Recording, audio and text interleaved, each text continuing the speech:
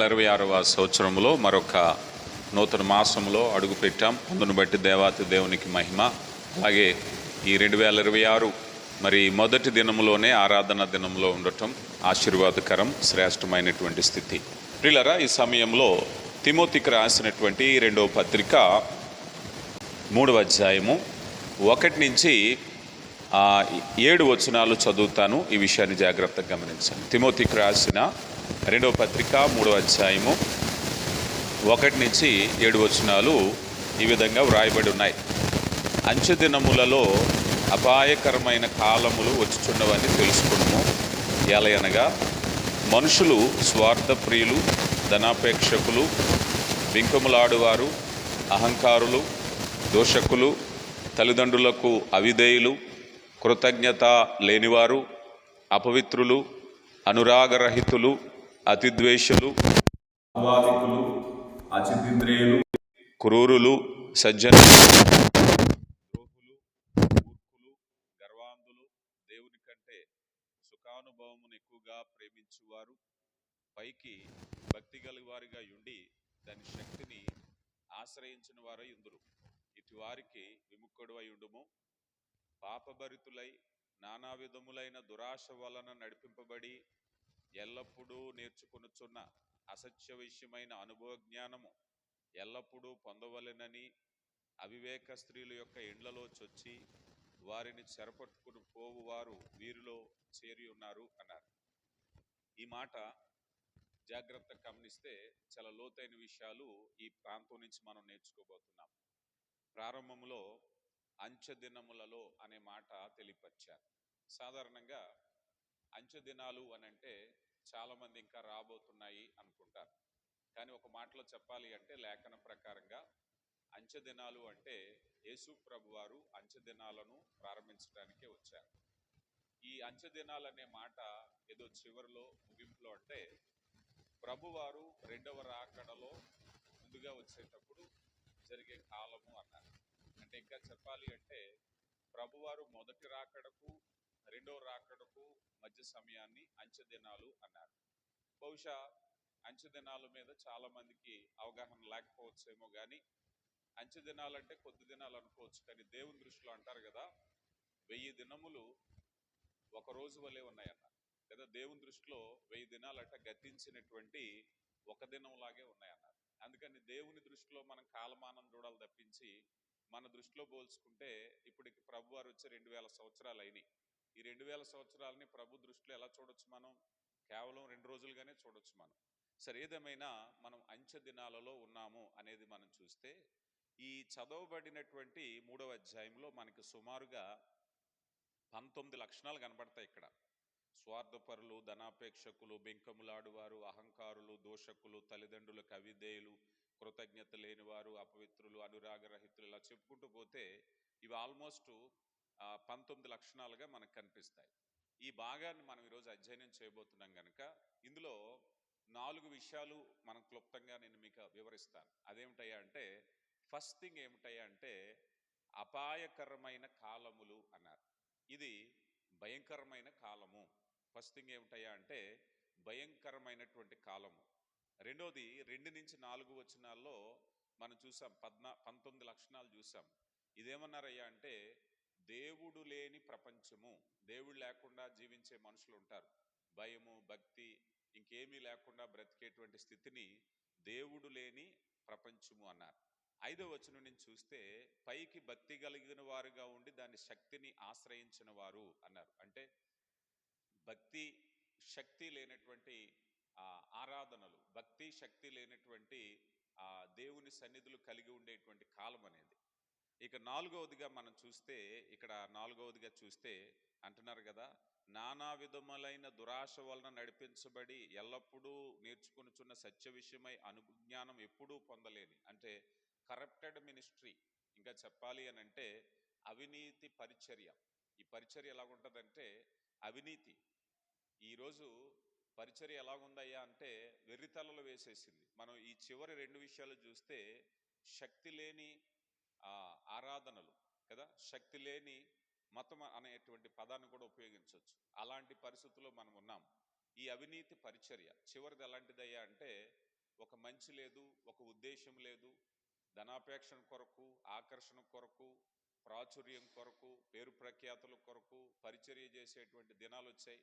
ఈరోజు ఇలాంటి ఆరాధన ఎందుకు చేస్తున్నావు, ఈ పని ఎందుకు చేస్తున్నావు అంటే వాళ్ళ పర్సెప్షన్లో సమాధానం చెప్తున్నారు, కానీ సరైన సమాధానం చెప్పట్లేదు. ఈ మధ్య ఇప్పుడు ప్రస్తుతం మన రాష్ట్రంలో ఆరాధన గురించి చాలా వివాదం తలరేగింది. ఆరాధన అనేటువంటిది ఇలా చెయ్యొచ్చు, నేను విజిలేసినా, నేను డ్యాన్స్ వేసినా దేవుని మహిమ కొరకే చేస్తున్నాను అనేది. కానీ ప్రశ్న ఏమిటయ్యా అంటే, నువ్వెవరు, నేనెవరు ఆరాధన గురించి చెప్పటానికి? ఆరాధన అడిగిన దేవుడు చెప్తాడు, ఆరాధన నాకు ఇలా చెయ్యని చెప్తాడు. ఉదాహరణకి అబ్రహామును పిలిచి, అబ్రహామా నీ కుమారుని తీసుకుని మోరియా పర్వతానికి వెళ్ళి బలి అర్పించు అన్నప్పుడు ఆ మాట వెంటనే ఆరాధన. ఆరాధన అంటే విధేయత. చాలా మందికి తెలియదు ఏంటంటే, నువ్వు విజిలేసావా, డ్యాన్స్ వేసావా, గంతులేసావా అంటే ఆరాధన అంటే విధేయత. ఆరాధన అంటే విధేయత. ఇది చాలా మందికి ఇది అర్థం చేసుకోవట్లేదు. ఈరోజు ప్రసంగానికి ముందు నిలబడి పాట పాడేది ఆరాధన అంటారు, కానీ వాక్యం ఆరాధన అది కాదు. నీ జీవితమే ఆరాధన కావాలి. ప్రారంభ ప్రార్థన నుంచి ముగింపు ప్రార్థన వరకు ఉన్నదంతా కూడా ఆరాధనే. దేవునికి ఇష్టంగా ఆయన ఏ విషయాలు చెప్పారో అవన్నీ కూడా. దావీదు తన యొక్క దేవుని యొక్క మందసాన్ని తీసుకొచ్చేటప్పుడు ఫిలిస్తీన్ల విధానంలో తీసుకొస్తాకి ఒక బండి తీసుకొస్తాడు. ఆ బండి మీద తీసుకొచ్చేటప్పుడు అది జారిపోతుంటే ఉజ్జా పట్టుకుంటే మరణిస్తాడు. దేవుడు కోపం వచ్చింది. ఎందుకని? మందసాన్ని ఎలా తీసుకురావాలో దేవుడు రాశారు, బైబిల్ గ్రంథంలో రాశారు. మందసాన్ని ఎవరు మోయాలో, ఏ కర్రలు పెట్టాలో, ఏ గోత్రం వారు మోయాలో అన్నీ రాశారు. కానీ దావీదు అవన్నీ మర్చిపోయి లోకరీతిగా ఆ ఫిలిస్తీన్ల ఆచార ప్రకారంగా తీసుకెళ్లే ప్రయత్నం చేస్తే దేవుని కోపం వచ్చింది. అందుకని ఆరాధన ఎలాగ చేయాలనేటువంటి మొండివాదం కంటే దేవుణ్ణి అడగాలి. వాక్యంలో ఖచ్చితంగా ఉంటుంది. దేవుడు ఏదైనా చెప్పాలి అనుకున్నప్పుడు వాక్యంలో రాస్తా. అందుకని తిమోతి పత్రికలు అంటారు కదా, జీవము గల దేవుని సంఘములో జనులు ఎలాగూ ప్రవర్తించవలెనో నీకు తెలియపడాలని ఆశపడుతున్నాను రాశారు. ఇందులో గ్రంథంలో రాశారు. జీవం గల దేవుని సంఘంలో నువ్వు పాటలు ఎలా పాడాలి, ఆరాధన ఎలా చేయాలి, కానుకలు ఎలా ఇవ్వాలి, వాక్యాన్ని ఎలా బోధించాలి, వాక్యాన్ని ఎలా వివరాలి, ఇవన్నీ కూడా. అందుకని ఎవరి కాళ్ళు సొంత పర్సెప్షన్. అందుకే అంటున్నారు, శక్తి లేనటువంటి ఆరాధనలు చేసేస్తున్నారు, శక్తి లేనటువంటి భక్తి. ఇక చివరిగా అవినీతి పరిచర్య ఎంత దారుణంగా ఉందంటే, దేవుని కంటే వారిని వారు ప్రదర్శించుకోవడానికి ప్రయత్నిస్తారు. ఈరోజు చాలా మంది యంగ్స్టర్స్ బయలుదేరారు. ఇంచుమించు మనకి వారి ఆరాధనలు చూస్తే సినిమా చూసిన అనుభూతి కలుగుతుంది. కానీ అది కొంతమంది అవునంటున్నారు, కొంతమంది కాదంటున్నారు. అవునంటానికి కాదంటానికి మనమెవరో? ఇక్కడ మన ఇష్టం కాదు, దేవుని ఇష్టం. మన చిత్తం కాదు, దేవుని చిత్తం. అందుకని నువ్వు మొండివాదం ఏదైనా చెప్పాలంటే దేవుని వాక్యంలో చెప్పాలి. దేవుని వాక్యం ఇలాగుందని. దావీదు నృత్యం చేశాడంటారు, కానీ ఆమోసు గ్రంథంలో ఒక మాట ఉంటుంది. ఏమని? దావీదు వలె పిచ్చి వాయిద్యములు వాయించుచు వ్యర్థముగా నన్ను ఆరాధించారని దావీదును కూడా దేవుడు కోప్పడతాడు. దావీదు చేసిందంత కరెక్ట్ అని దేవుడు అనలేదు. కొన్ని సమయాల్లో దేవుడు తప్పిదాన్ని ఎత్తి చూపించడానికి ప్రయత్నించారు. సరే, ఈ విషయాలన్నీ ఇలా చెప్పుకుంటూ వెళితే, మొదటగా అంచె దినములలో అపాయకరమైన కాలములు. నేను ఈ విషయాన్ని ఒక్కొక్కటిగా వివరించడానికి ప్రయత్నిస్తాను. బహుశా ఈ విషయం ఎంతకాలం మనం ఎన్ని రోజులు ధ్యానిద్దామో చూద్దాం. మీరు గుర్తుపట్టుకుని ఈ విషయాన్ని కొనసాగించాలని కోరుతున్నాను. 3వ అధ్యాయం, తిమోతికి రాసిన 3వ అధ్యాయం, 2వ పత్రిక 3వ అధ్యాయం 1వ వచనంలో, అంచె దినములలో అపాయకరమైన కాలములు వచ్చుచున్నవని తెలుసుకొనుము.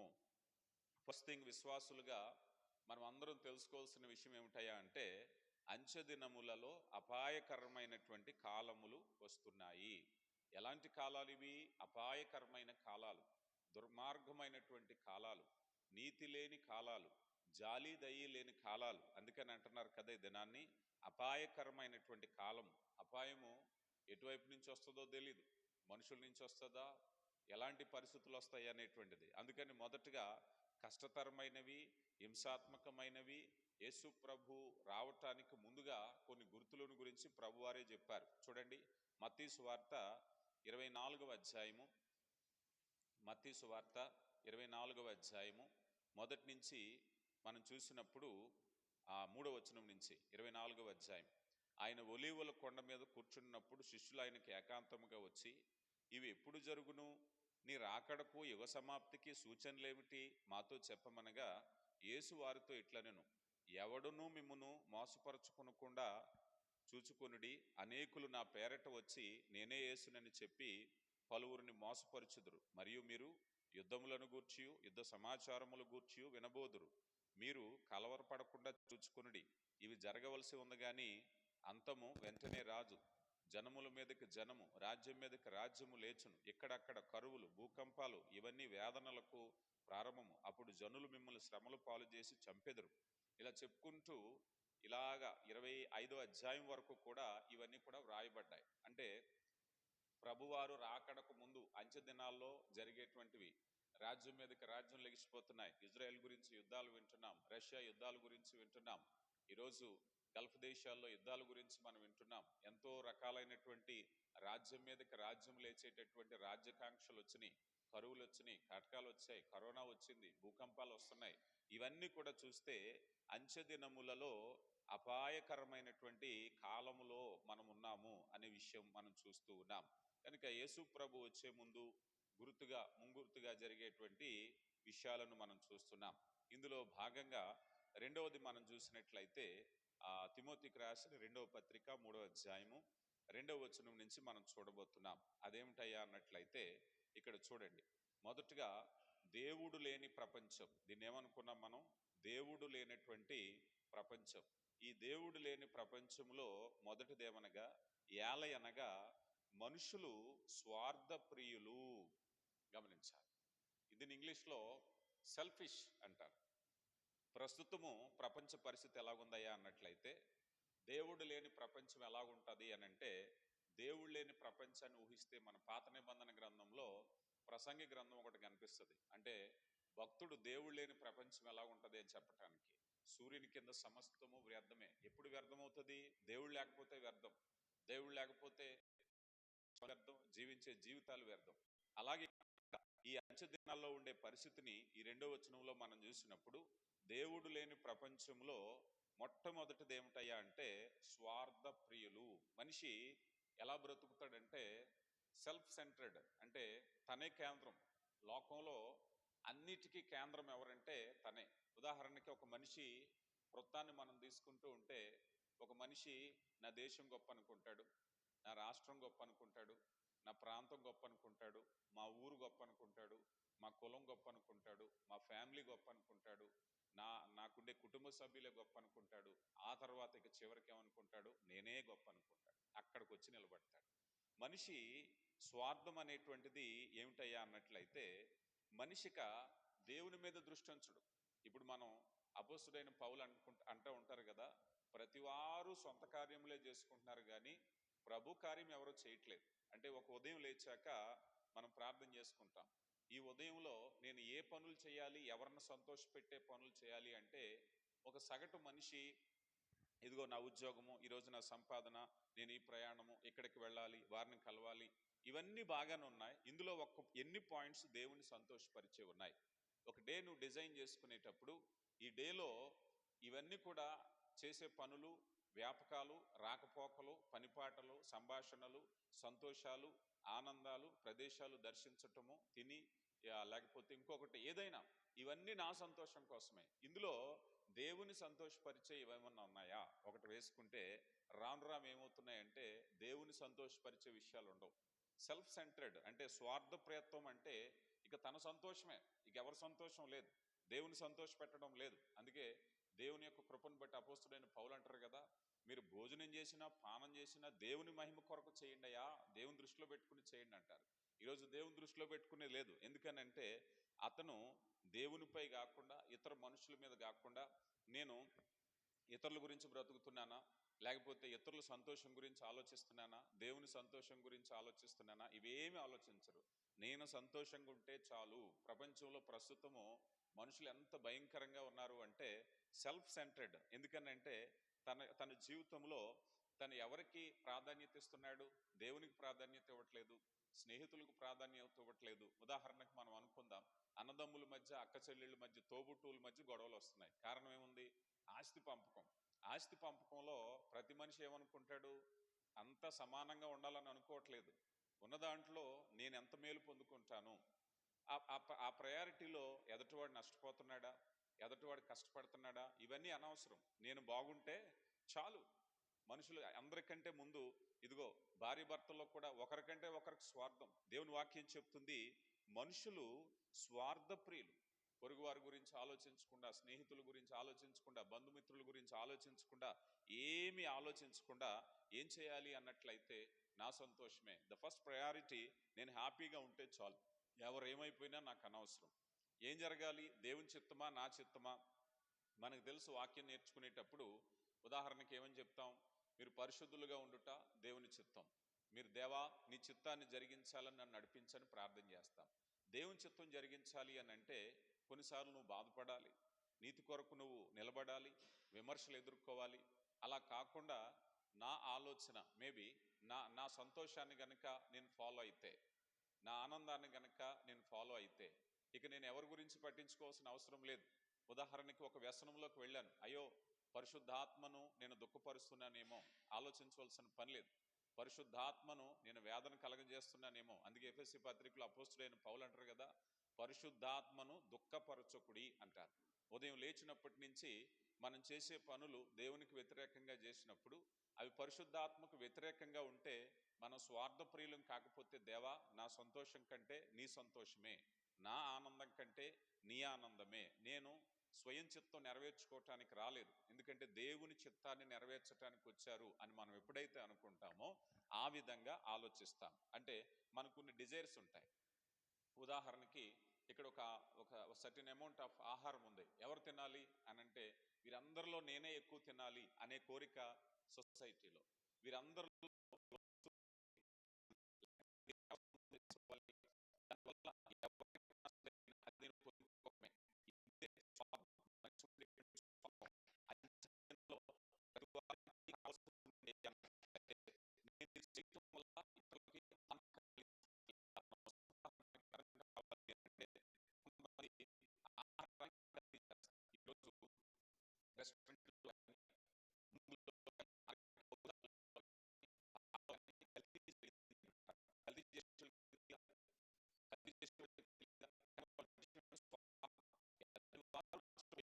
నేను లాభపడాలి. ఈరోజు ఆలోచన చేసినప్పుడు మోసం చేసేవాడు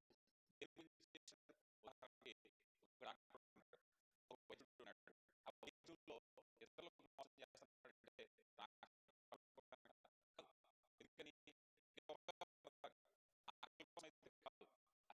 మనిషి స్వార్థం. దీనివల్ల ఎంతమంది ఆరోగ్యాలు పాడైన రాజకీయ నాయకులు రాజకీయ నాయకులకి ఇదిగో రాష్ట్రానికి ఈ పని చేయడానికి, ఈ రోడ్లు వేయడానికి వచ్చింది. దీనివల్ల కరెక్ట్గా జరిగితే ఎంతమంది మేలు జరుగుతుందంటే అంతమంది నష్టపోయినా పర్వాలేదు, నేను లాభం పొందాలి. వైద్యులు అలాగే ఉన్నారు, రాజకీయ నాయకులు అలాగే ఉన్నారు, ఎవరైనా సరే స్వార్థం అనేటువంటిది లోకంలో ఉంది ఈరోజు. అందుకే అంచె దినములలో స్వార్థ ప్రియులు. ఇది చేయటం వల్ల ఇతరులకు నష్టం కలిగిస్తుంది అని తెలిసినా కూడా ఆ విషయాన్ని తన స్వార్థం కోసం ఉపయోగించుకోవటమే స్వార్థ ప్రియులు అన్నారు. ఒకవేళ తన చుట్టూ ఉన్న ఏమైనా సరే, ఇప్పుడు ఒక పరిస్థితి ఉంది, ఒక టాస్క్ ఉంది, ఒక వ్యాపారం ఉంది, ఒక ఉద్యోగం ఉంది, ఒక నాయకత్వం ఉంది, ఒక అందరి ప్రయోజనం కోసం ఆలోచన చేసుకుంటా టేక్ మై ఓన్ డెసిషన్. నా ఆలోచన నేను సేఫ్గా ఉంటే చాలు, నా నిర్ణయం సేఫ్గా ఉంటే చాలు, నేను మేలు పొందితే చాలు, ఎవరు ఇబ్బంది పడినా పర్వాలేదు అంటే ఇతరుల గురించి ఆలోచించకుండా, ఇతరుల నిర్ణయాల గురించి ఆలోచించకుండా, ఇతరుల సంతోషం గురించి ఆలోచించకుండా నేను హ్యాపీగా ఉన్నానా లేదా, నేను కంఫర్ట్గా ఉన్నానా లేదా, నేను సేఫ్గా ఉన్నానా లేదా, ఇదే స్వార్థ ప్రియులు అన్నారు. స్వార్థం అంటే ఇక రెండో వాళ్ళ గురించి ఆలోచించరు, నేను ఎలాగైతే హ్యాపీగా ఉన్నానో అది సరిపోతుంది అనేదే స్వార్థ ప్రియులు. తన చుట్టూ ఉన్న పరిస్థితులు నా కోసమే, నా చుట్టూ ఉన్న వ్యక్తులు నా కోసమే, నా చుట్టూ ఉన్న వనరులు నా కోసమే. ఈరోజు మనం చూస్తూ ఉంటాం ప్రకృతి గురించి, ఆక్వాకల్చర్ గురించి అనేక మంది రైతులు బాధపడుతున్నారు. ఇక్కడ చెరువు జరిగితే దీని పర్యవసనంగా అనేక కొబ్బరి చెట్లు, వ్యవసాయం పాడైపోతుంది. అవన్నీ నాకు అనవసరం, నా చెరువు ద్వారా నా ఇన్కమ్ వస్తే నేను నా ఫ్యామిలీ బాగుంటే చాలు. దానివల్ల ఎంత వ్యవసాయం నష్టపోయినా, ప్రకృతి నష్టపోయినా, పర్యావరణం నష్టపోయినా ఏదైనా నాకు అనవసరం. మనుషులందరూ అలాగే ఉన్నారు. ఈరోజు చాలా విషయాలు మనకు తెలుసు.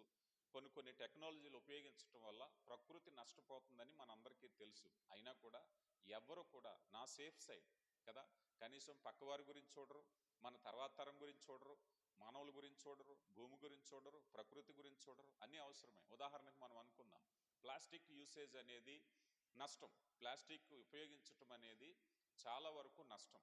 అది భూమిలో కలవదు, కాలిస్తే క్యాన్సర్ కారకాల వ్యర్థాలు బయటకు వస్తాయి, ఇవి పశువులు తింటే ఆరోగ్యాలు పాడైపోతున్నాయి. ఇన్ని రకాల నష్టాలు ఉన్నా ఇంకా ప్లాస్టిక్ ఉపయోగిస్తాం. ప్రభుత్వం వారు ఫైన్లు వేస్తూ ఉంటారు. కానీ మనిషికి సోషల్ రెస్పాన్సిబిలిటీ రావాలి, మనిషిలో రావాలి ఆ భావం.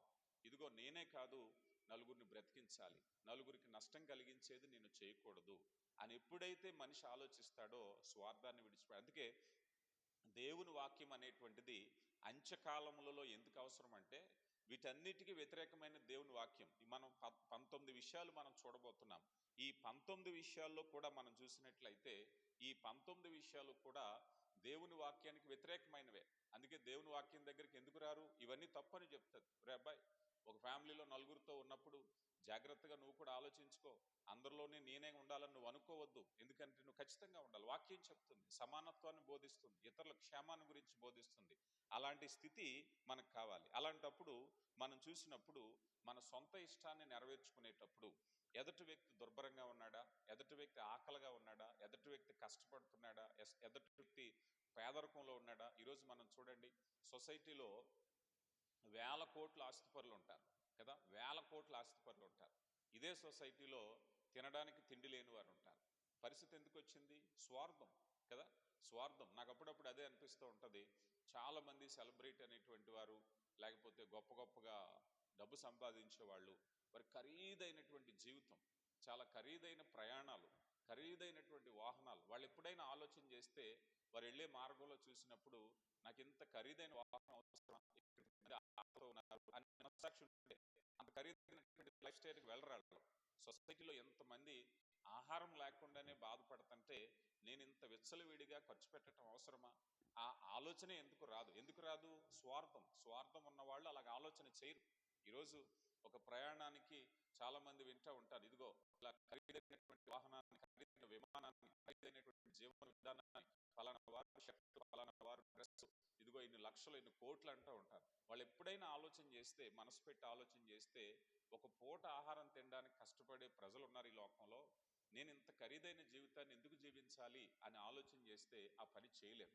ఆ పని ఇంకా చేస్తున్నారంటే వారి మనసు నిండా స్వార్థమే. నేనే ఆనందాన్ని, నేనే సంతోషాన్ని, నేనే ఖరీదైన జీవితాన్ని చూపించాలనేటువంటి పట్టుదల వారిలో ఉంది, కానీ మరొకటి లేదు. అందుకని తమ యొక్క స్థితిగతుల్లో మనం చూస్తూ దీన్ని ఏమంటామంటే సెల్ఫ్ లవ్. వారిని వారే ప్రేమించుకోవటం. దేవుని ప్రేమించరు, ఇతరులు ప్రేమించరు. దేవుని వాక్యం చెప్పేది, ధర్మశాస్త్రం అంతా రెండు విషయాలు. మొదటిది, నీ పూర్ణ హృదయంతో నీ తండ్రిని దేవుని ప్రేమించాలి. రెండవది, నిన్ను వలె నీ పొరుగు వారిని ప్రేమించాలి. ఈ రెండిటికి వ్యతిరేకమైనది ఏదైనా ఉందయ్యా అన్నట్లయితే అదే స్వార్థ ప్రయోజనం, సెల్ఫ్ లవ్. మనల్ని మనం ప్రేమించుకోవటమే. ప్రాధాన్యత ఏమిటంటే మనం హ్యాపీగా ఉంటే చాలు, మనం సంతోషంగా ఉంటే చాలు. ఇక ఎవరు ఏ ఇబ్బంది పడినా పర్వాలేదు, ఎవరు ఏ కష్టంలో పడినా పర్వాలేదు. అందుకని ఈ అంత్యకాలంలో మనం చూసినట్లయితే, ఇక చివరిలో మనం చూసినట్లయితే, వారిని ప్రేమించుకున్నంతగా, అంటే నువ్వు ఎవరు ఇష్టము అని అడిగితే సో టు స్పీక్ చెప్పాలి అంటే నన్ను నేనే ప్రేమించుకుంటున్నాను అనేటువంటి స్థితికి రావటమే ఈ భయంకరమైనటువంటి స్థితి. అదే మనం చూసినప్పుడు మత్తయి సువార్తలో ప్రభువారు అంటారు కదా, మత్తయి సువార్త 25వ అధ్యాయము 43వ వచనం ఒకసారి మనం చూస్తే, 43 ప్రభువారు అంటున్నారు కదా, 42వ వచనం, నేను ఆకలిగొంటిని మీరు నాకు భోజనం పెట్టలేదు, దప్పిగొంటిని మీరు నాకు దాహమీయలేదు, పరదేశునై ఉంటిని మీరు నన్ను చేర్చుకొనలేదు, దిగంబరునై ఉంటిని మీరు నాకు బట్టలేయలేదు, రోగినై చెరసాలలో ఉంటిని మీరు నన్ను చూడలేదని చెప్పును. చూసారా, ఇక్కడ చూస్తే ప్రభు చెప్తున్న మాట. అందుకు ప్రభువారు, మేము ఎప్పుడు నువ్వు ఆకలి కొని ఉండుటైనను, దప్పిగొని ఉండుటైనను, పరదేశీ ఉండుటైనను, దిగంబరే ఉండుటైనను, రోగువై ఉండుటైనను, చెరసాల్లో ఉండుటైనను చూచి నీకు ఉపకారం చేయకపోతామని అడిగాను. పిల్లలు ఇక్కడ చూస్తే మనిషి ఈరోజు ఆహారపు అలవాట్లు చాలా విపరీతమైన స్థితికి వచ్చేసాయి కదా. ఆహారపు అలవాట్ల మీద మనిషి అంతైనా ఖర్చు పెడుతున్నాడు. వస్త్రాల మీద ఎంతైనా ఖర్చు పెడుతున్నాడు. ఒకప్పుడు సాధారణంగా మనం చూసేటువంటి జనరేషన్స్లోనే మార్పు వస్తే, మనం 1-2 జనరేషన్ల కిందకు వెళితే వారు తర్వాత ఏమనుకునేవారంటే సంపాదన మీద ఎక్కువ దృష్టి పెట్టేవారు. నా తర్వాత నా పిల్లలు, తర్వాత నా మనవలు బాగుండాలి అని ఎక్కువ పోగేయడానికి, సంపాదించడానికి ఇష్టపడేవారు. కానీ ఇప్పుడు ప్రజెంట్ జనరేషన్ ఎలా ఉందో తెలుసా? ఎక్కువ ఖర్చు పెట్టి ఆనందించాలి. డబ్బు ఉన్నదాంతో నేను ఎంత సోకుగా ఉన్నాను, ఎంత ఆనందంగా ఉన్నాను, నేను సంపాదించిన దాన్ని ఖర్చు పెట్టి నేను ఎంత ఖరీదైన ఆహారం తింటున్నాను, ఎన్ని ప్రదేశాలు పర్యటించాను, ఎంత చక్కని ఆభరణాలు ధరించుకున్నాను, దీని మీద ఎక్కువ మనిషి ఖర్చు పెడుతున్నాడు. అంటే ఇప్పుడు మనిషి ఏ స్థితిలో ఉన్నాడయ్యా అంటే, తన ఆనందం కోసం ఏమైనా చేస్తాడు, తన ఆనందం కోసం ఎంతైనా ఖర్చు పెడతాడు, తన ఆనందం కోసం ఏ నిర్ణయమైనా తీసుకుంటాడు. ఈరోజు కుటుంబ విలువలు పడిపోవటానికి గల కారణం ఏమిటి చెప్పండి? స్వార్థం కదా. ఒకప్పుడు వైఫ్ అండ్ హస్బెండ్ విషయాల్లో మనం ఆలోచన చేస్తే, భార్య భర్తలు ఎంత కష్టం వచ్చినా భార్యను భరించాలి, భర్తను భరించాలనే కాన్సెప్ట్ ఉండేది. ఇప్పుడు ఏ మాత్రము చిన్న పెయిన్ కూడా నాకు ఏ మాత్రం చిన్న బాధ కలిగినా నేను ఓర్చుకోను, నేను సహించలేను, నేను కలిసి ఉండలేను, ఆ నిర్ణయంకి వచ్చేసాడు. మనిషి ఎంత స్వార్థం అంటే, కనీసం పిల్లల కోసమైనా కుటుంబం కోసమైనా ఒకప్పుడు సహించాలేమో, భరించాలేమో ఆ స్థితి. ఇప్పుడు ఒక్క మాట వచ్చినా నేను భరించలేను. అందుకే వివాహం జరిగినటువంటి చాలా అనతి కాలంలోనే విడిపోతున్నారు. ఏమంటే చిన్న అభిప్రాయ భేదాలు, అభిప్రాయాలు కూడా సరి చేసుకోవడానికి ఎవరు ఇష్టం లేరు. మా మనసులు కలవలేదండి, మా ఆలోచనలు కలవలేదండి, ఆలోచనలు కలవకపోతే సరి చేసుకోవడానికి ప్రయత్నించాలి. ఆ మాత్రం దానికి ఇలాంటి నిర్ణయం అంటే మనిషి స్వార్థం. నేను హ్యాపీగా ఉండేటువంటి, సంతోషంగా ఉండేటువంటి ఏ క్షణాన్ని నేను వృధా చేసుకోను గనక, నాకు నచ్చింది వెంటనే విడిచిపెట్టేసేయటమే, నాకు నచ్చింది వెంటనే కట్ ఆఫ్, ఏదైనా సరే స్వార్థంతో తీసుకునేటువంటి నిర్ణయాలు. ఇలా ఎప్పుడైతే మనిషి ఆలోచిస్తున్నాడో స్వార్థం. అయితే ఈ మాటలు ఎందుకు చెప్పుకుంటున్నామంటే, మనిషి ఈరోజు ఆహారం కోసం ఇంత ఖర్చు పెడుతున్నాడు. ఎప్పుడైనా ఆకలితో ఉన్నవారికి ఒక ముద్ద పెట్టాలని ఆలోచన చేస్తున్నాడా? అందుకే ప్రభువారు అంటున్నారు కదా, ఇదిగో నేను ఆకలి కొని ఉంటిని, నాకు అన్నం పెట్టారు అంటున్నారు. నేను దప్పికొని ఉన్నాను, నాకు దాహానికి ఇచ్చారు. అంటే దేవుని ఆజ్ఞ చాలా స్పష్టంగా, నువ్వు స్వార్థానికి నీ కలిగిన ఆస్తి కేవలం నీదే కాదు, నీకు కలిగినటువంటి ప్రతి కూడా దేవుడిని ఎందుకు ఇచ్చాడంటే, ఆస్తి ఇచ్చిన దేవుడు, సంపాదన ఇచ్చిన దేవుడు, జీవించిన దేవుడు, బాధ్యతలు కూడా ఇచ్చాడు. చాలా మంది బాధ్యతల్లో కలరు. ప్రేమించు,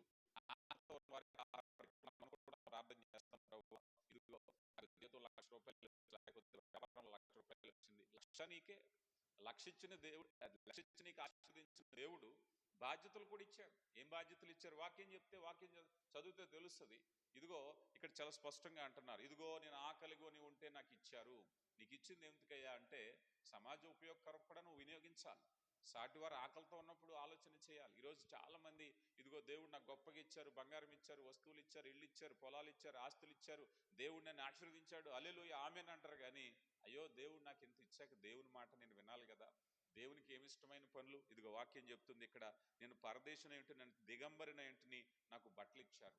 ఎప్పుడైనా నీకున్నటువంటి ఆదాయంలో సమాజంలో ఎవరైనా అట్టడుగున ఉన్నవారు కానీ, ఆకలితో ఉన్నవారు కానీ, నిరుపేదలుగా ఉన్నవారు కానీ, ఏదో ఒక రూపేణ నా దగ్గర ఉన్నటువంటి నా స్థాయిలోనే కొద్ది సహాయాన్ని వారికి చేయాలి అని చేసేటటువంటి మనసు ప్రభు ఇచ్చారు. అది లేకపోవటమే స్వార్థం అని చెప్తున్నారు. అది లేకపోవటమే స్వార్థం. చూడండి, తిమోతికి రాసినటువంటి 2వ పత్రిక 3వ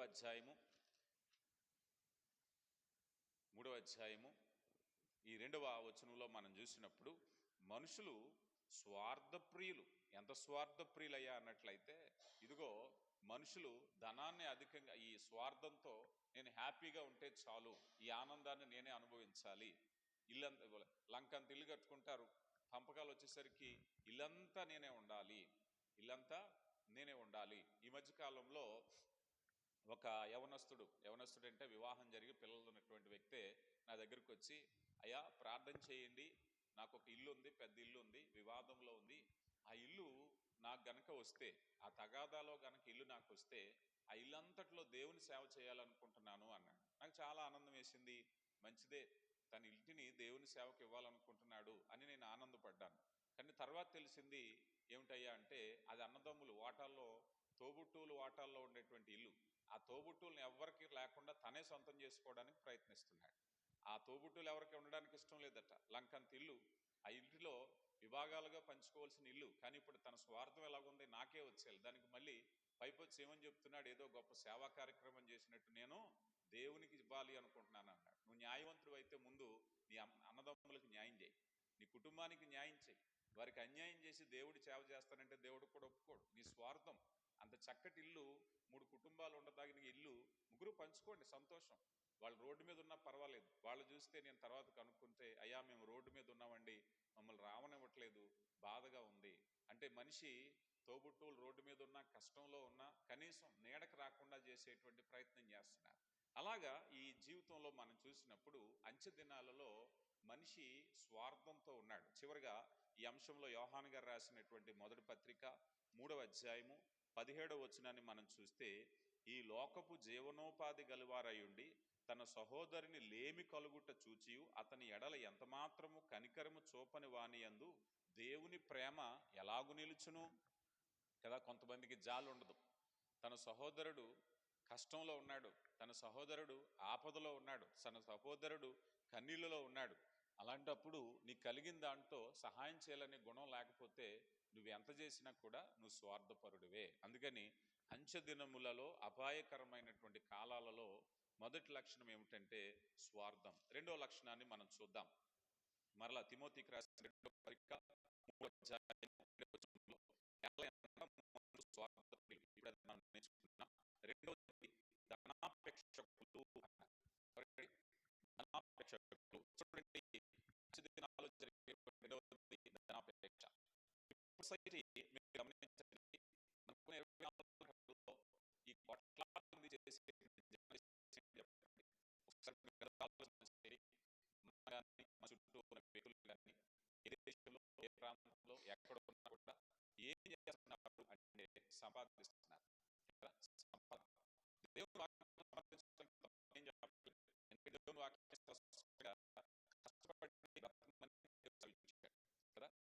అసాధ్యతతోనే బ్రతకాలి, కష్టపడకుండా అసలు పని చేయొద్దన్నారు అపోస్తుడైన పౌలు. కానీ కష్టపడి బ్రతకమన్నారు. కానీ మనిషి ఏ లెవెల్కి వెళ్ళిపోయాడంటే, మనిషి ఆదాయం. కొన్ని వ్యాపార ప్రకటనల్లో నేను చూస్తూ ఉంటాను, మీరు నిద్రపోతున్నప్పుడు కూడా మీ ఆదాయం వృద్ధి కావాలంటే, అంటే మనిషికి ఏం కావాలి? సంపాదన, డబ్బు మీద డబ్బు, ఆస్తి మీద ఆస్తి. దీనికి ఒక మాటలో చెప్పాలంటే దేవునికి, దేవుని వాక్య ప్రకారంగా అంటే ధనాన్ని ప్రేమించటం, లవ్ ఆఫ్ మనీ అంటే ఏమిటయ్యా అంటే సంతృప్తి లేని జీవితము. నువ్వు ఏ స్టేజ్లో కూడా సంతృప్తిగా ఉండవు. అదే చెప్తున్నారు ఇక్కడ. ధనాపేక్షకులు అంటే ధనాన్ని ఆపేక్షించేవారు, ధనాన్ని కోరుకునేవారు, ధనాన్ని ప్రేమించేవారు. ఈ ప్రేమించేవారు తమ జీవితంలో అట్ ఏ స్టేజ్లో కూడా సంతృప్తి ఉండదు, ఏ వయసులో కూడా సంతృప్తి ఉండదు. ఒక వయసుకు వచ్చాక ఇక నాకు చాలు అనే సంతృప్తి లేదు. ఎందుకనంటే ధనాన్ని వారు అధికంగా ప్రేమిస్తున్నారు. అందుకని ఆస్తి మీద ఆస్తి. మనిషికి ఎన్ని ఇళ్ళు ఉంటే సరిపోతుంది? ఒక ఇల్లు ఉంటే చాలు, అవునా కదా? మనిషికి ఎంత ఆహారం ఉంటే చాలు? ఒక పూటకుండే ఆహారము ఆ పూటే తినగలడు. నీకు ఎంత ఉన్నా కూడా తర్వాత విషయం తర్వాత, ఈ పూట కడుపు నిండిన తర్వాత మళ్ళీ ఆకలేసే వరకు నీకు ఆకలేదు. కానీ మనిషి ఎలాంటి జీవితం జీవిస్తాడు? ఒక ఇల్లు కాదు, చాలా ఇళ్ళు కావాలి. ఆహారం కాదు, ఎన్నో ఆహారాలు. ఇలాగ మనం పోల్చుకుంటూ వింటే డబ్బు అనేటువంటిది చాలా మందిలోకి వచ్చేది. ఈరోజు కాలంలో ఈ మాట ధనాపేక్షకులు అనే మాట నాకు కనిపిస్తూ ఉంటుంది. ఒకప్పటికి ఇప్పటికి వ్యత్యాసం చూస్తే, ఇప్పుడు ఫోన్ పేలు వచ్చేసినాయి, గూగుల్ పేలు వచ్చేసినాయి, చాలా వరకు స్కానర్లు వచ్చేసి, పేటిఎంలు వచ్చేసినాయి. ఒకప్పుడు దేశాల్లో పనిచేసిన వాళ్ళు డబ్బు పంపించాలంటే ఒక పెద్ద ప్రాసెస్ గా ఉండేది. ఇప్పుడు అలా చేతుల మీద జరుగుతుంది, మొబైల్ మీద జరుగుతుంది. ఎందుకు వచ్చింది అంటే చాలామంది ఒకప్పుడు ఇంట్లో తినడానికి లేవంటే అర్జెన్సీ, అది చాలా అర్జెన్సీ. కానీ ఇప్పుడు అది పెద్ద సమస్య కాదు. ఫోన్ ఛార్జ్ అయిపోతే ఎమర్జెన్సీ, ఫోన్లో బ్యాలెన్స్ అయిపోతే ఎమర్జెన్సీ, ఇంట్లో నెట్ ఆగిపోతే ఎమర్జెన్సీ. ఎమర్జెన్సీలు చాలా వచ్చేసినాయి ఇప్పుడు కదా. ఏదైనా ఈవెంట్కి వెళ్ళాలి అంటే ఎమర్జెన్సీ, ఏదైనా అకేషన్కి వెళ్ళాలి అంటే ఎమర్జెన్సీ, ఏదైనా సెలబ్రేట్ చేసుకోవాలంటే ఎమర్జెన్సీ. ప్రతిదీ కూడా ఏది ఆగేది కాదు. ఒకప్పుడు ఎమర్జెన్సీ అంటే భోజనమే. అయ్యో ఈ పూట అన్నం తినడానికి లేదంటే అది పెద్ద ఎమర్జెన్సీ లాగా ఉండేది. ఎవరైనా జాలిపడేవారు, అరేరే ఈ పూట భోజనం చేయడానికి లేదట, ఈ పూట ఇంట్లో బియ్యం లేవంట, ఈ పూట ఏదో వండుకోవడానికి లేదంట. ఇలాంటి ఇలాంటివి. ఇప్పుడు అవి దాటిపోయింది. ఇప్పుడు ఎమర్జెన్సీలు ఏంటంటే ఫోన్ బ్యాలెన్స్ అయిపోయిందా, ఇంకేమైనా ఉందా, ప్రాణం వద్దంటారు కదా. ఎమర్జెన్సీ ఏదైనా అవుతాం కానీ ఫోన్ అయితే తప్పే ఉంది. అలా ఎమర్జెన్సీ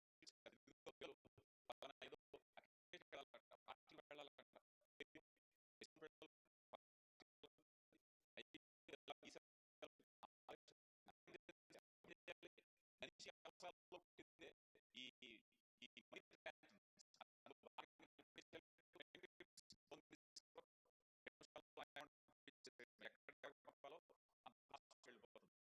చూస్తూ ఉంటాను. ఒకప్పుడు అది కూడా మంచిదే. ఒకప్పుడు గల్ఫ్ దేశాల్లో పనిచేసే వాళ్ళు నెలకు జీతం వచ్చాక ఇంటికి పంపుతూ ఉండేవారు. ఇదిగో ఇంటి అవసరాలకు తీసుకోండి అయ్యా, ఈ 25,000 తీసుకోండి, 20,000 తీసుకోండి, జాగ్రత్తగా ఖర్చు పెట్టుకోండి అని. ఈ మధ్య చాలా వరకు, అందరూ కాకపోతే కొంతమంది నేను చూశాను, అక్కడి నుంచి ఆపరేట్ చేస్తున్నారు. గ్యాస్ వచ్చింది, కొట్టు డబ్బులు, అక్కడి నుంచి ఫోన్పేలో కొడుతున్నారు. బల్క్గా పంపట్లేదు. ఇంతకు ముందు బల్క్గా పంపేవారు, ఇప్పుడు అలాగేం కాదు. ఇదిగో ఫలానా కిరాణాకు వెళ్తున్నాం, ఎంత పంపాలి, 1000 రూపాయలు, 2000, ఇదిగో నేను పంపిస్తున్నాను చూడు. లిమిటెడ్ ఆపరేటింగ్ అంతా కూడా. సో ఏదేమైనా ఈ ఛాన్సెస్ ఎందుకు ఇంతగా వచ్చినాయి అంటే మనిషి ఈ అంటారు, అలాగా ధనంతోనే వెళ్ళిపోయింది, ఆ ధనంతోనే నడుస్తూ ఉంది.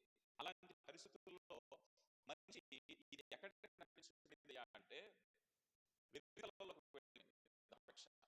ఒకప్పుడు ఇల్లు కావాలి అంటే ఇల్లు ఉద్దేశం ఏమిటాయా అంటే తల్లి బిడ్డలు కుటుంబంతో చోట ఉండడానికి, వాతావరణం నుంచి, ఇంకా అవసరమైతే మంచి ధనికమైన కుటుంబం అయితే ఎవరైనా దొండగలు రాకుండా ఉండడం కోసం, భద్రత కోసం ఇంటి ఉండేది. కానీ ఇప్పుడు అక్కడి నుంచి ఎక్కడికి వచ్చింది ఇల్లు, అక్కడి నుంచి విలాసవంతం వచ్చింది. కాపుదల కుటుంబ నివాసం నుంచి ఎక్కడికి వచ్చింది, ఎక్కడికి వచ్చింది అన్నట్లయితే విలాసవంతం. మనిషి ఎక్కడో బీచ్లో ఇల్లు కట్టుకుంటున్నాడు, కొండల్లో ఇల్లు కట్టుకుంటున్నాడు, నదీ పరివాహక ప్రాంతాల్లో ఇల్లు కట్టుకుంటున్నాడు. ఎందుకంటే మీరు ఎప్పుడైనా చూశారు లేదో వైజాగ్ లేదా తెలంగాణ ప్రాంతంలో ఈ అపార్ట్మెంట్లు అంటే అతలు తీసిన వెంటనే, కిటికీ తీసిన వెంటనే సముద్రం కనిపిస్తుంది. ఇంకా ఆ రేటు మనం మనిషి ఉండడానికి కాదు, సీలియూ అంటే ఆ కిటికీ ఇలా తీసిన వెంటనే సముద్రం కనిపిస్తుంది. సీలియూ ఇంకా రేట్ అయితే చాలా ఎక్కువ ఉంటుంది అనమాట. హిల్ వ్యూ అంటారు, ఒక ఎత్తైన ప్రదేశం. ఆ ఎత్తైన ప్రదేశం నుంచి చూస్తే ఇక ఆ పట్టణం అంతా కనపడాలి. హిల్ వ్యూ కనుక రేట్ ఎక్కువ. మనిషి ఎంతైనా ఖర్చు పెడుతున్నాడు. నేను ఈ మధ్య చూశాను ఏదో ఛానల్లో, అందులో ఏంటంటే ఒక కొండ నిటారు ప్రాంతం, చాలా ఎత్తైన ప్రాంతం అది. ఆ ఎత్తైన ప్రాంతంలో మనిషి, ఆ నిటారుగా ఉండే ప్రాంతం మరి ఎన్ని వందల వేల అడుగులో నాకు తెలియదు, అక్కడ ఆ రాతి నుంచి కొన్ని ఇనుపరాడ్లు బయటకు వచ్చినాయి. అక్కడే బెడ్ ఏర్పాటు చేసుకుని అక్కడ చిన్న కవర్లాగా పెట్టుకుని అక్కడి నుంచి తెరపెడితే ఒక్క తునక కూడా మిగలదు. ఎందుకయ్యా అంటే ఆనందం. ఈ మధ్య ఏదో ఛానల్లో చూశాను, ఆ భార్య భర్తలట పెళ్ళైన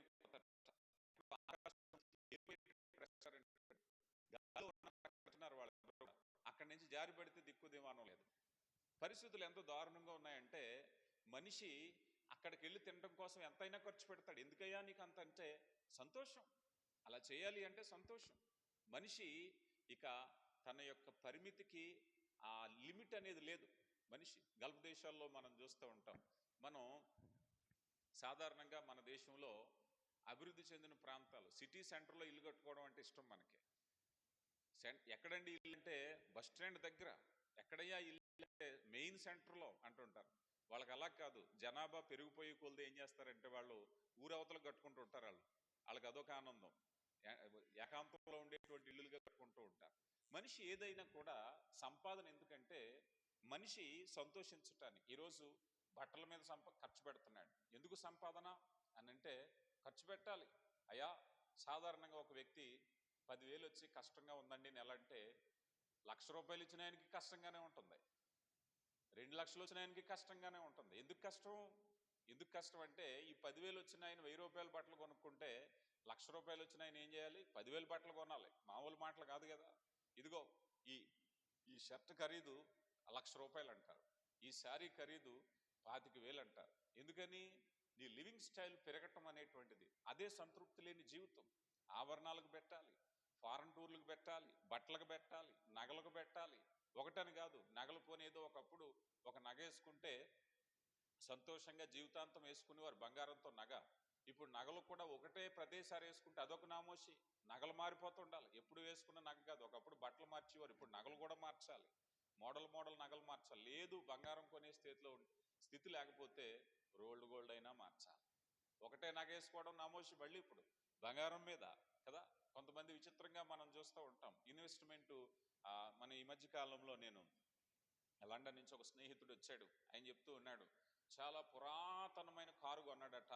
ఆ కారు కొన్ని లక్షలు పెట్టుకున్నాడు. ఎందుకు కొన్నావు అంటే, అలాంటి కలెక్షన్స్కి చాలా ఎక్కువ డబ్బులు పెట్టాలట. ఎందుకురా నాయన, ఇప్పుడు ప్రజెంట్ ఉన్న కారు కొనుక్కుంటే నువ్వు తిరగడానికి పనిచేస్తుందంటే, కాదు, చాలా పురాతనమైన కారు, పురాతనమైన ఇల్లు, అదొక హిస్టారికల్. అది అలాంటి వాటి మీద పెట్టడం, వాహనాల మీద పెట్టడం, హిస్టారికల్ మీద పెట్టడం. ఇల్లు కొన్న తర్వాత ఇంట్లో ఫర్నిచర్కి ఎంత ఖర్చు పెడుతున్నారో వాళ్ళకే తెలియదు. ఈరోజు వంటగదికి ఎంత ఖర్చు పెడుతున్నారో తెలియట్లేదు, పడక గదికి ఎంత ఖర్చు పెడుతున్నారో తెలియట్లేదు. ఒకప్పుడు చక్కగా నొలక మంచాల మీద పడుకునే స్థితి నుంచి ఇప్పుడు ఎక్కడికి వచ్చారు? పరుపు ఒక ₹1,00,000, బెడ్ ఒక ₹1,00,000. ఇవన్నీ ఎందుకు జరుగుతున్నాయి అన్నట్లయితే, ఇవన్నీ కూడా ధనం అనేది సంపాదించడంతో వచ్చేది. సంతృప్తి లేనటువంటి జీవితం. మనిషి ఎంత ధనం సంపాదిస్తే అంత సంతోషంగా ఉండడం. అందుకే వాక్యం చెప్పేటువంటి మాట ఏమిటయ్యా అంటే, ఇదిగో ధనాపేక్షకులు ఈ మధ్య స్టాక్ మార్కెట్లు లేకపోతే షేర్ మార్కెట్లో డబ్బులు పెడుతున్నారు. ఎందుకు పెడుతున్నారు? రకరకాల గ్యాంబ్లింగ్లో ఎందుకు పెడుతున్నారు?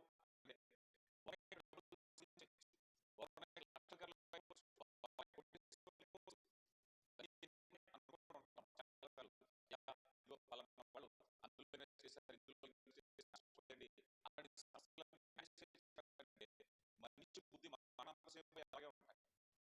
మనిషి బుద్ధి ఆసరాగా చేసిన మనిషికి ఏం కావాలి? ఇప్పుడు ఓవర్ నైట్ డబ్బు సంపాదించే కనుక మనిషి ఏం చేస్తాడంటే అలాంటి వాటి మీద ఇన్వెస్ట్ చేస్తూ ఉంటాడు. ఇలాంటి గ్యాంబ్లింగ్ తీసేయాలి కదా, ఫలానాది తీసేయాలి కదా అంటే మనిషి అవసరత దృష్ట్యా ఇవన్నీ ఏర్పడ్డాయి. మనిషి డబ్బున్నోడు అయిపోవాలి, కోటేశ్వరుడు అయిపోవాలి, శక్తిని నియంత్రించేయాలి, రాజకీయాలు నియంత్రించేయాలి, సమాజాన్ని నియంత్రించేయాలి. డబ్బు ఉంటే ఏమైనా చేసేయగలం. కొండ మీద కోత వస్తుంది, చట్టాలు నియంత్రించేయగలం. అందుకొరకు డబ్బు ఉండాలి, ప్రతి వాళ్ళ ఆశ. అందుకే మనిషి ధనాపేక్షకులు అన్నారు. ఇప్పుడు ఏం చేస్తాడు? కళ్ళు లోకం మీద ఉంది, ఇతని మనసు ధనం మీద ఉంది, దేవుడి మీద లేదు. ఇప్పుడు ధనాపేక్ష ఎందుకు వ్యతిరేకమైంది అంటే, దేవుడి కంటే అత్యధికంగా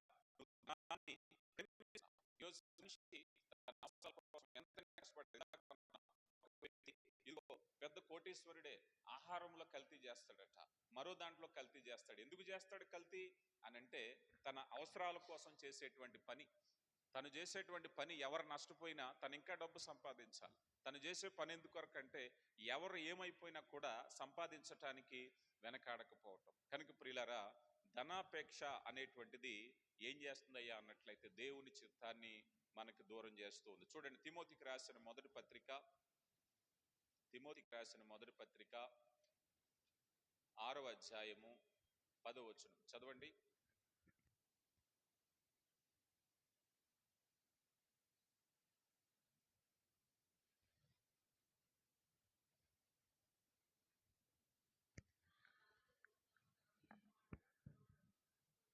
చాలు. ఇక్కడ చూస్తే ధనాపేక్ష అనేటువంటిది ఏమిటట?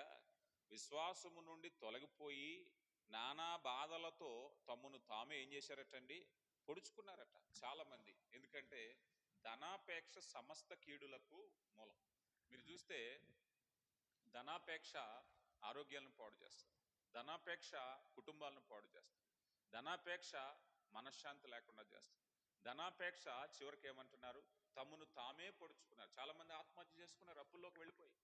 ధనాపేక్ష నెమ్మది లేకుండా చేస్తుంది, లోకంతో పరిగెట్టమని చెప్తుంది. చాలా మంది చివరిలో అయ్యో నాకు వచ్చిన ఆదాయంతో నేను సంతోషంగా గౌరవంతో బ్రతకడం మానేసి ఇందులో పెట్టుబడి పెట్టు, అందులో వ్యాపారం పెట్టు, అది చెయ్యి ఇది చెయ్యి అని ప్రోత్సహించారు. ఇప్పుడు ఏమైందంటే తలకు మించిన అప్పులైపోయింది, బయటకు రాలేక తమను తామే పొడుచుకున్నారు, ఆత్మహత్యలు చేసేసుకున్నారు. నీకు కలిగిన దాంతో తృప్తిగా ఉంటే ఏ ఇబ్బంది లేదు. ధనాపేక్ష వల్ల జరిగేది అదే. అందుకే ధనాన్ని కాదు దేవుడు ప్రేమించమని చెప్తున్నారు. అంచుకాలంలో దేవుడు మానవాళికి ఇచ్చే సందేశం ఏంటంటే, నువ్వు ధనాన్ని కాదు దేవుని ప్రేమించడం నేర్చుకో. ధనాన్ని ప్రేమించమని లోకం చెప్తుంది, కానీ ముగింపు సరిలేదు. దేవుని కనుక నువ్వు ప్రేమించినట్లయితే నువ్వు సంతోషంగా జీవించటానికి అవకాశం ఉంటుంది. యాకోబు పత్రిక 5వ అధ్యాయము 3వ వచనంలో, 5వ అధ్యాయము 3వ వచనం. మీ బంగారము మీ వెండియు తుప్పు పట్టినవి, వాటి తుప్పు మీ మీద సాక్ష్యముగా ఉండి అగ్నివలే మీ శరీరములను తీమెను అంచెదనములందు ధనము కూర్చుకుంటురి. ఈ అంచెదినాల్లో ఏం చేసామట? మనం డబ్బు సంపాదించామట, బంగారం సంపాదించామట, తుప్పు పట్టేసి ఆ తుప్పు మన మీద సాక్షి చెప్తుందట. అంచెదినాల్లో మీరు చేయవలసిన పని ఏమిటంటే ప్రభు రాకడ కొరకు సిద్ధపడాలి మీరు. అంచెదినాల్లో మీరు చేయవలసిన పని ప్రభు కొరకు ఎదురు చూడాలి మీరు. కానీ అంచెదినం అనే మాట ఏమిటంటే ప్రభు రాకడ సిద్ధంగా ఉంది అని చెప్పేదే అంచెదినం. ఈరోజు అంచెదినం అనే మాటకి ఏమిటి? ప్రభు రాక సమీపము, అయ్యా ప్రభు రాక కొరకు మేము సిద్ధపడుతున్నాం అనే జీవితాన్ని జీవించండి. కానీ మీ జీవితంలో సమస్తము అలాగని చెప్పేసి బంగారం పెట్టుకోవద్దని కాదు, సంపాదించొద్దని కాదు, పూర్తిగా దాని మీదే ఉండొద్దు. దాని మీదే మీ జీవితం, దాని మీదే మీ ధ్యాస, దాని మీదే మీ పని కాకుండా కష్టపడండి. దేవునికి ఇచ్చే సమయం దేవునికి ఇవ్వండి. కష్టపడండి. మీకు ఇచ్చిన తెలివితేటలు సంపాదించి మీ హృదయాన్ని దేవునికి ఇవ్వండి. అంతేగాని హృదయము మనసు అంతా కూడా సంపాదన మీద పెట్టి దేవునికే అవకాశం లేకుండా, దేవునికే సమయం లేకుండా, దేవునికే స్థానం లేనటువంటి జీవితాలు ఎప్పుడు కూడా జీవించొద్దని చెప్పటమే ఈ ముఖ్యమైనటువంటి ఉద్దేశం. అందుకే దేవుడు లేని ప్రపంచాన్ని చూపించినటువంటి గ్రంథం ప్రకటన గ్రంథం 5వ అధ్యాయము 10వ వచనం మనం చూసినప్పుడు, ద్రవ్యమును ఆపేక్షించేవాడు చేత తృప్తి నొందడు, ధన సమృద్ధిని ఆపేక్షించేవాడు దాని చేత తృప్తి నొందడు, ఇది కూడా వ్యర్థమే. ఎందుకనంటే ధనములో ఉండే గుణం ఏంటో తెలుసా? ధనం పెరిగెట్టిస్తుంది. రీసెంట్గా కారణాలు ఏంటో నాకు తెలియదు కానీ బెంగళూరులో, కర్ణాటకలోనే బిజినెస్ టైకూన్, 1000 కోట్ల అధిపతి, రియల్ ఎస్టేట్ అధిపతి, అతను చాలా సినిమాలకు నిర్మాతగా కూడా వ్యవహరించాడు. అతను పేరు నాకు తెలియదు, జస్ట్ ఈ వారంలోనే అతను తన రైతులతో తను కాల్చుకొని చనిపోయాడు. అతని పేరు చెప్తేనే కర్ణాటక, బెంగళూరులో 1000 కోట్ల అధిపతి, అంత సంపన్నుడు. అతను టైకూన్ అంటారు, బిజినెస్ టైకూన్ అంటే బిజినెస్ మ్యాన్లు దాటి ఉన్నతమైన స్థితి. అంత గొప్ప వ్యక్తి ఇన్కమ్ ట్యాక్స్ రైట్స్లో ఏం జరిగిందో తెలియదు, తన రైఫిల్ తీసుకుని తను కాల్చుకుని ఆత్మహత్య చేసుకుని చనిపోయాడు. ఆ కర్మ ఎందుకు వచ్చింది చెప్పండి? చిన్న వ్యాపారస్తుడు పనిచేయడు, 1000 కోట్ల అధిపతి ఎందుకు చేశాడు? ఇంతకు ముందు అలాగే కాఫీ డే, ఆయన కూడా 1000 కోట్ల అధిపతి, ఆయన కూడా చనిపోయాడు. ఎందుకు జరుగుతుంది అని అంటే మనిషి ఆదాయంలో, ధనంలో సంతృప్తి లేని జీవితం జీవిస్తాడు. అందుకే ధనం మనిషికి కావాలి. కానీ మనకు కథ చెప్తూ ఉంటారు కదా, పడవ నీటిలో వెళ్తుందట. పడవ నీటిని ఆధారం చేసుకుని వెళ్ళాలి, కానీ ఆ నీరే పడవలోకి వస్తే పడవ మునిగిపోద్ది. ధనం కూడా అంతే. మనిషి లోకంలో బ్రతకడానికి డబ్బు అవసరమే, డబ్బును ఆధారం చేసుకునే బ్రతకాలి.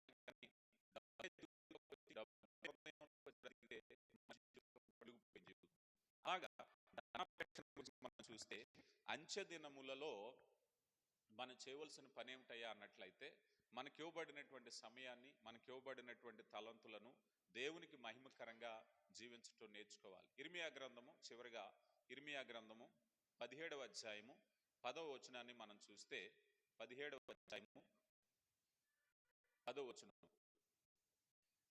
న్యాయ విరోధముగా ఆస్తి సంపాదించుకునివాడు తాను పెట్టని గుడ్లను పొదుగును, కౌజు పెట్టవలే నున్నాడు, సగము ప్రాయములో వాడు దానిని విడవలసి వచ్చును, అటివాడు కడపటి వాటిని విడిచి అవివేకముగా కనబడును.